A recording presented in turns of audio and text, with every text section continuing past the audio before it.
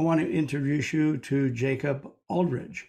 And if you listen to Jacob's accent, you're going to probably notice that he's not from Boston or Louisiana.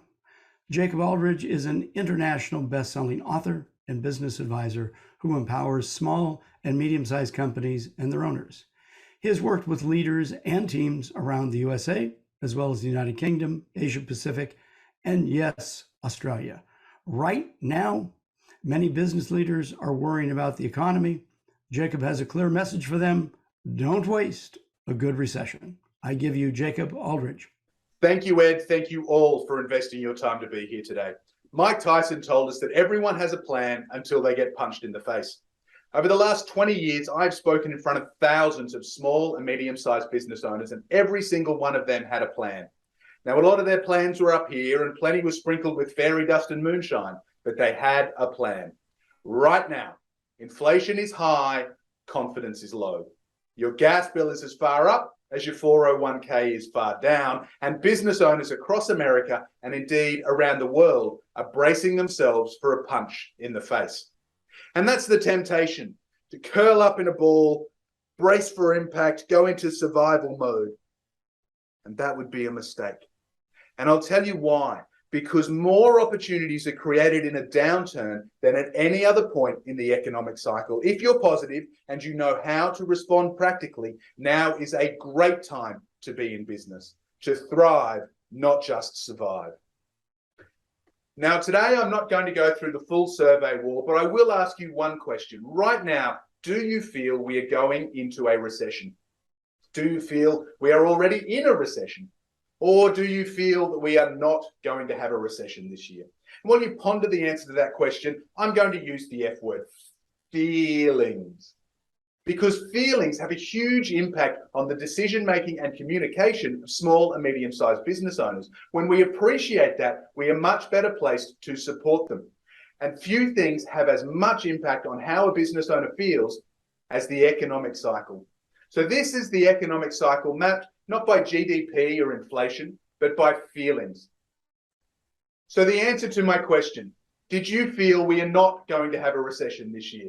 Perhaps you feel we're still over here with some excitement, some optimism going on. Do you feel we're heading into a recession? The downturn has begun. Perhaps you're seeing denial from some of the people who answered differently. Or do you, like me, feel that we are already in a recession? I certainly feel we're somewhere here. There's a lot of fear and desperation out there, which means there's panic, capitulation, and some of those stronger emotions still to come. But not to come for all of us, because we all respond differently. And indeed, there are three ways that a business can respond to a recession. Some businesses will do this. They will dive. They will take that punch to the face. They will hit the canvas and they will never get back up. We may all be in the same stormy seas, but some business owners arrived in a leaky canoe. Many business owners will do this. They will survive. They will follow the economy down and they will follow the economy back up. They'll still be here in 2, 3, 4 years' time, but they'll still be the same business in 2, 3, 4 years' time. What I would encourage you to do and to support your members to do is to be this third type of business, the ones that thrive. They're not immune. They still take the punch, but they respond. They manage to grab the brand awareness and market share opportunities that are created right now to grow through a recession and to be growing when good times return. So how do you know? How do you know which of those three businesses you are in right now? Dive, survive, or thrive? Well, if you head to my website, I've got some special downloadable resources, including a free Are You Recession Ready quiz, jacobaldridge.com/showcase. Now, if you're working with other business owners, you may wonder, how can I tell from a distance how a business is ready for the recession that I feel we are already in? And the answer is how they respond emotionally and how they respond strategically. Dive business owners, they ignore their emotions, they bury their head in the sand, and they stop investing in the future, which is why they have a limited future.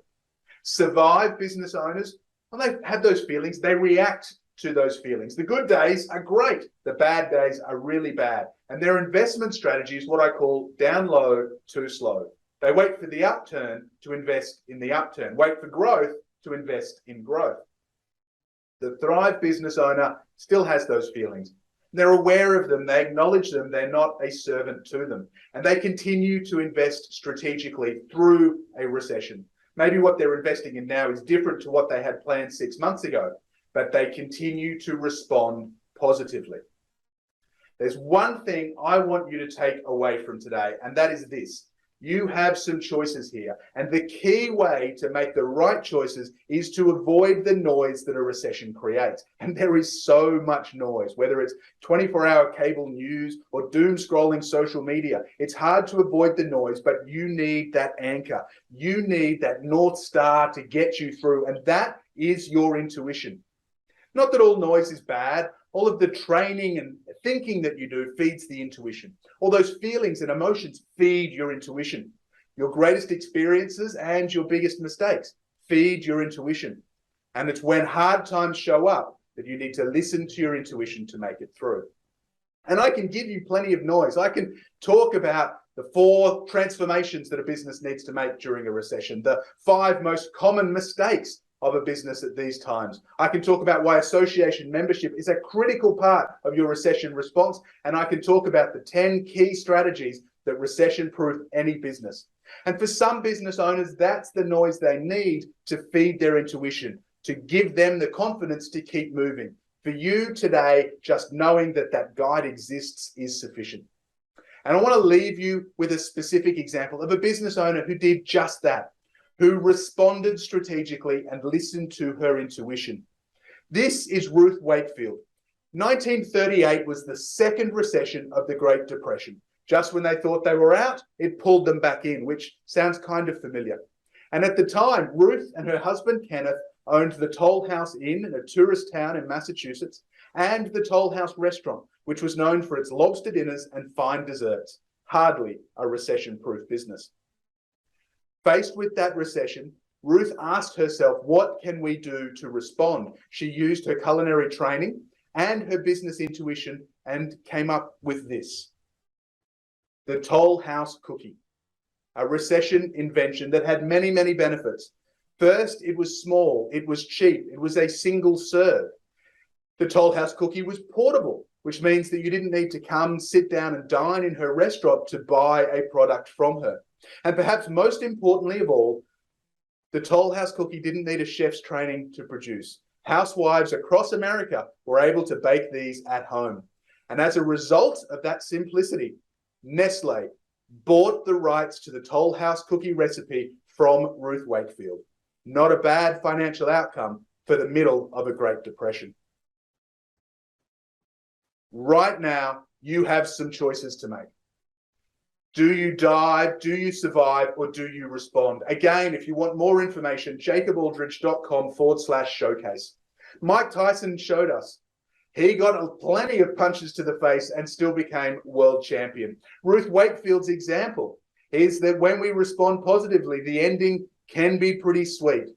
You can thrive right now, no matter what the news media and social media are saying. And I don't know about you, Ed, but that kind of looks like Evander Holyfield's ear. I'm going to leave it with you. Thank you, Jacob. I appreciate that.